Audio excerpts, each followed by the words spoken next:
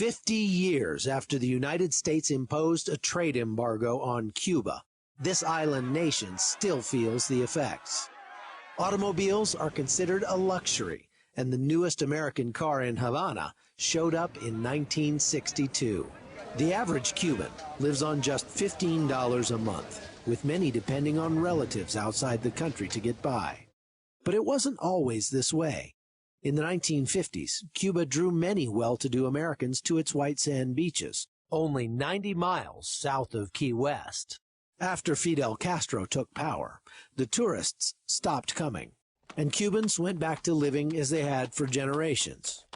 Now, hardcore socialism is fading, and visitors are coming back. In the resort town of Varadero, more than 1 million foreigners vacationed last year, making Cuba the fastest-growing tourist destination in the Western Hemisphere.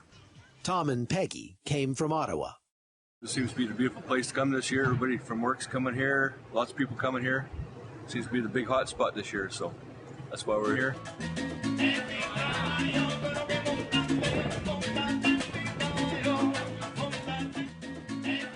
I've been here at this resort at Varadero Beach in Cuba for a couple days now, and there are thousands of guests here, but I would venture to say I'm probably the only American.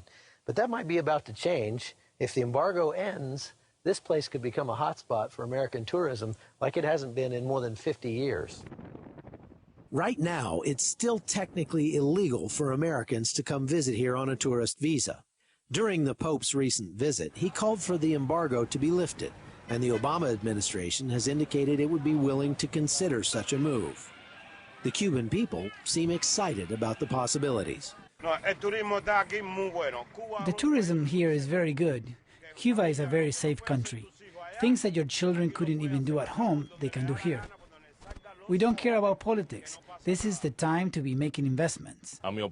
In my opinion, most of the tourists coming here today are European, but that is changing. We're seeing new opportunities open up here thanks to the government for Cubans and foreigners alike. As the demand and optimism grows, more hotels are under construction here at Varadero Beach. I like your music, America. Beautiful. Chuck Holton, CBN News, on the white sand beaches of Cuba.